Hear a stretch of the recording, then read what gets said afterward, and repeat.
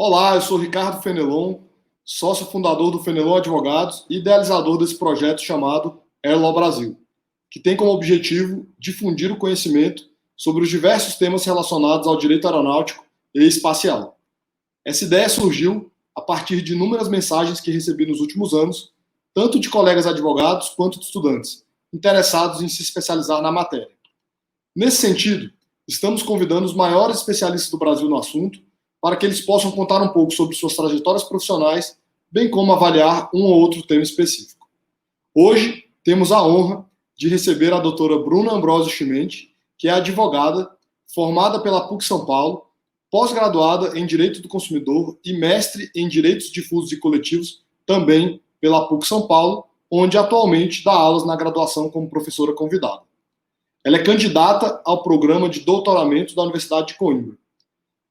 Atuou por mais de 10 anos em escritórios de advocacia de grande porte e, desde 2015, é responsável pelo departamento jurídico da TAP Air Portugal no Brasil. Bruna, seja muito bem-vinda ao Airlaw Brasil. Muito obrigado por ter aceitado o nosso convite. Oi, Ricardo. Bom dia. Obrigada. Prazer é meu. Uma honra fazer parte desse bate-papo no Airlaw Brasil. Bruna, conta pra gente como que você foi parar nesse mundo do direito aeronáutico, se você já tinha interesse por isso, como é que foram os estudos disso? Na verdade, tudo começou quando eu ainda era estagiária, trabalhava num escritório grande, atendendo clientes de contencioso cível, então adquirentes de cartão de crédito, grandes empresas do varejo. E aí o então chefe captou um cliente que era uma companhia aérea, e eles precisavam de um estagiário que falasse inglês. E aí eu me candidatei, falei, acho que ali todo mundo falava inglês, mas acho que na hora ninguém teve coragem de falar, estou pronto para fazer call, mandar e-mail. E eu me candidatei e acabei começando a trabalhar com esse cliente, não tinha nem volume para ser exclusivo, então eu atendi esse cliente e eu era uma companhia aérea americana e outros clientes. E esse chefe, então, era apaixonado por direito aeronáutico, depois ele foi captando mais e mais companhias aéreas e cada vez mais eu fui ficando exclusiva no direito aeronáutico, foi tudo por causa do inglês e dessa candidatura no início. Ele saiu do escritório que a gente trabalhava, eu fui junto, eles fundaram um escritório novo, que hoje é um dos maiores na área de direito aeronáutico. Fiquei lá por 8 anos, era líder da equipe de aviação, cuidava de 11 companhias aéreas. Nessa altura, vários clientes já eram amigos, né, depois de tanto tempo trabalhando junto. Aí, em 2014, eu decidi que era hora de fazer um sabático, já estava lá há muito tempo, dei um pause na minha carreira, fui fazer um sabático. Quando eu voltei, fui para um escritório de grande porte, um dos grandes 4, dos Big Four de São Paulo, não trabalhava com direito aeronáutico, e sempre fiquei com aquilo ali guardado, que era uma paixão. E quando eu estava 6 meses nesse escritório, fazendo contencioso estratégico, arbitragem, um ex-cliente me ligou e falou, olha, a TAP está procurando um advogado para assumir o departamento jurídico no Brasil. Uma oportunidade que eu achei única, apesar que eu estava super feliz no escritório. Falei, não posso perder essa chance. E foi em 2015, final de 2015, que eu vim para a TAP, cheguei aqui para abrir o departamento jurídico. Hoje eu tenho aqui uma equipe comigo de 10 pessoas, mas quando eu cheguei, era só eu em todas as áreas. E completando agora 5 anos que eu estou aqui, uma experiência muito legal, muito gratificante e cada dia um desafio novo. Acho que o direito aeronáutico nunca acaba, né? E esse ano, maior aprendizado, acho que de todo mundo que está aí no setor. Mais ou menos essa é a minha história. Bruno, me parece que, claro que em escritórios grandes a gente tem muito trabalho, né? Mas acho que quando você está na companhia, você percebe mais ainda o quanto o setor é dinâmico, né? É muito dinâmico e, assim, tem uma grande diferença, né, de trabalhar em empresa e no escritório, que na empresa você tem que olhar para o negócio, né? Você não olha só o prazo que você está cumprindo ou a consulta que você está fazendo. Você sempre tem que olhar para aquilo com viés do negócio, qual o benefício para o negócio, como isso impacta as vendas e o marketing. Então, acho que isso é muito legal e é totalmente diferente estar do outro lado da mesa, né? Completamente diferente. Sem dúvida, e eu pessoalmente acredito que quem passar essa crise agora e sobreviver vai sair muito, muito forte. Bruna, aqui no Airlaw Brasil, nós sempre pedimos para os nossos convidados fazerem uma introdução de um tema específico, né? Como você sabe muito bem, em setembro desse ano entrou em vigor a Lei Geral de Proteção de Dados no Brasil, a Lei 13.709 de 2018, que regulamenta o uso, a proteção e a transferência de dados pessoais no Brasil. Segundo notícia do Senado Federal, a LGPD garante maior controle dos cidadãos sobre suas informações pessoais, exigindo consentimento explícito para a coleta e uso dos dados e obriga a oferta de opções para o usuário visualizar, corrigir e excluir esses dados. Será que você poderia comentar a aplicação da LGPD no âmbito do setor aéreo, que lida com muitos dados dos passageiros? Claro que sim. Primeiro, acho que é importante dizer que a Lei Geral de Proteção de Dados do Brasil foi inspirada na lei europeia, né, no General Data Protection Regulation, né, que é o GDPR. Então, para as empresas europeias e para aquelas que já atuavam no mercado europeu e que estavam em compliance com o GDPR, elas, de certo modo, saíram na frente para estar adaptado à Lei Geral de Proteção de Dados, né? As empresas que não estavam, né, já em conformidade com a Lei Geral, com o GDPR, vão ter mais dificuldade aí, e tomaram um susto com a entrada em vigor da lei em setembro, que existia toda uma discussão, né, veio a medida provisória 959, que primeiro adiou a vigência da LGPD para maio de 2021, né, e as sanções para agosto de 2021. E em setembro não foi convalidada em lei a medida provisória 959, e a LGPD passou a valer imediatamente. Então, as empresas aí que tinham a impressão que queriam ter um respiro extra, dado esse ano tão difícil, né? E era uma expectativa do setor, acho que ganhar um respiro extra por conta do ano de 2020 que a gente está vivendo, não conseguimos, e em setembro a lei entrou em vigor, mas não a aplicação das sanções, né? Então, as sanções ficaram para agosto de 2021. Falando especificamente, né, claramente as empresas aéreas estrangeiras e domésticas estão sujeitas à Lei Geral de Proteção de Dados, né? E o que essa lei visa? Essa lei visa proteger os direitos e liberdades das pessoas naturais, né? Garantindo regras claras para o tratamento de dados pessoais, né? A lei se aplica, como eu já disse, a todas as empresas aéreas, claramente, e o que é dado pessoal, né? Trazendo aqui para a nossa realidade. As empresas aéreas coletam muitos dados pessoais, e a gente vai ter que fazer um trabalho de revisão de ver quais desses dados que são coletados são realmente necessários, né, para o nosso trabalho, para que a gente não colete dados desnecessários, que inclusive é um dos princípios da Lei Geral de Proteção de Dados, é você recolher dados somente de acordo com a necessidade. Então, a gente recolhe dados. No momento que o cliente se cadastra no nosso mailing, ele diz, eu quero receber ofertas e promoções, eu já estou recolhendo dados deles. No momento que ele se cadastra no meu programa de milhas, eu peço um monte de informação dele. Por exemplo, o estado civil. As empresas vão ter que se perguntar se eu realmente preciso perguntar para aquela pessoa se ela é solteira, casada, divorciada, para ela estar no meu programa de milhas. É uma informação necessária? Né? No momento da reserva de uma passagem aérea, a gente coleta diversos dados. Passaporte, CPF, eu preciso do RG? Será que é um dado que de fato eu preciso? Data de nascimento.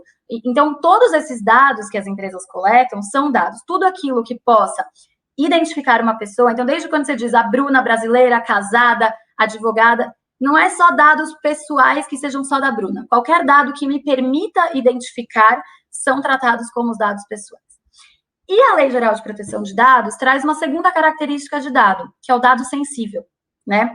E esse a gente tem que ter ainda mais cuidado, porque a lei traz mais restrições sobre o tratamento desse dado, sobre o armazenamento, e um vazamento de dados sensíveis é uma coisa muito mais delicada do que um vazamento de dados, né? Então, quando que as empresas aéreas coletam dados sensíveis?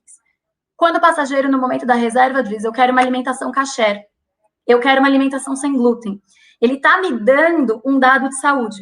Quando ele pede uma cadeira de rodas no aeroporto, né? Então, assim, a gente coleta dados desde antes da venda até o avião.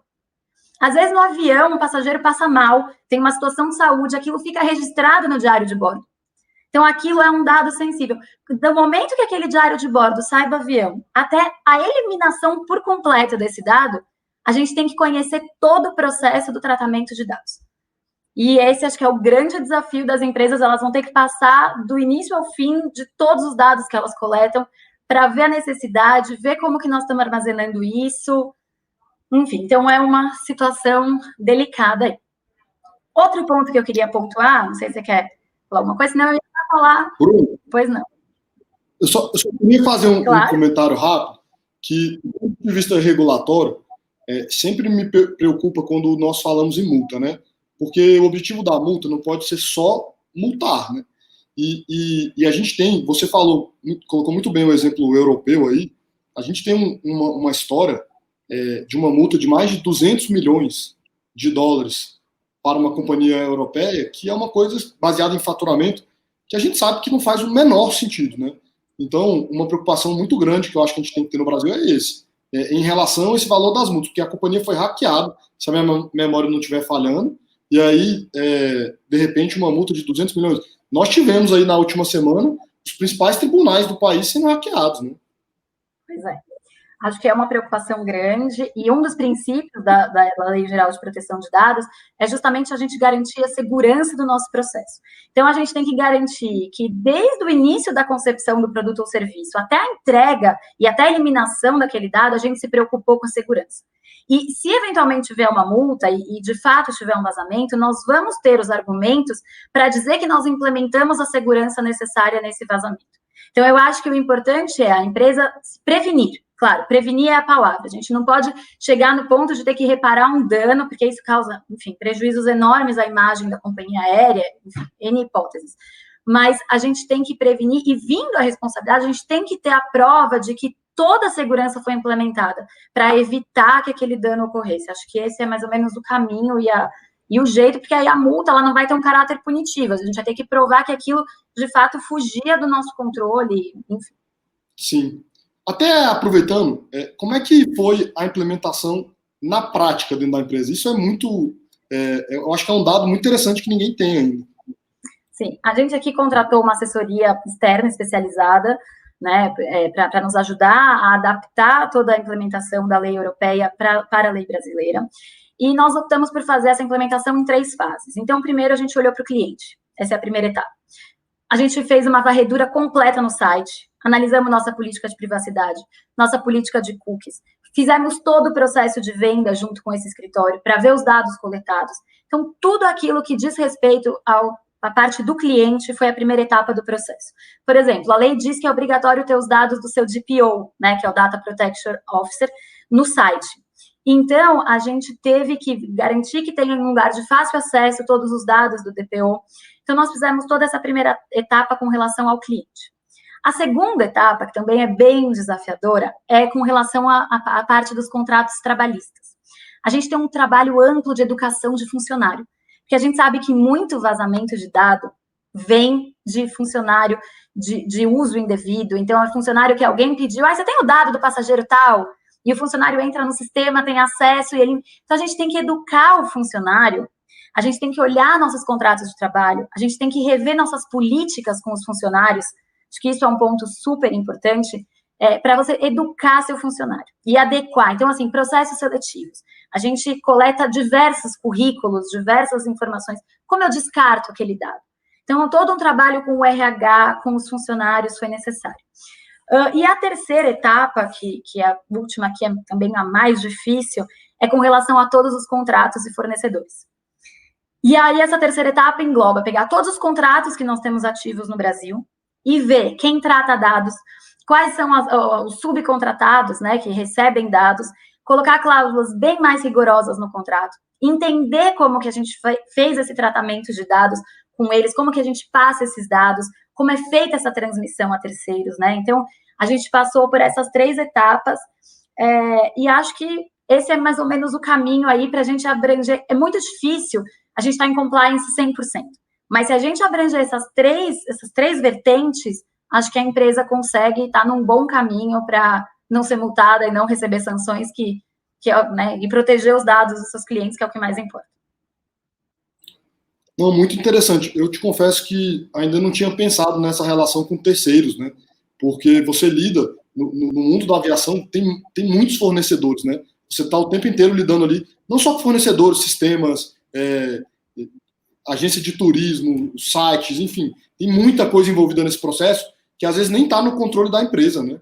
Pois é, e tem muita troca de dados. Então, desde a empresa que processa seu pagamento de cartão de crédito, as agências de viagem que têm que mandar dados para que a gente emita bilhetes, a gente tem também, por obrigação legal, que enviar para a ANAC toda a relação de passageiros, né, API, PNR. Então, isso tudo é transmissão de dados. Então, a empresa tem que fazer um mapeamento de todos os seus processos, todos, de ponta a ponta, horizontal e vertical, para analisar o que pode ser melhorado, onde que está a transmissão de dados, onde que está faltando segurança, onde que você precisa garantir maior rigorosidade das regras, né? Acho que isso é super importante.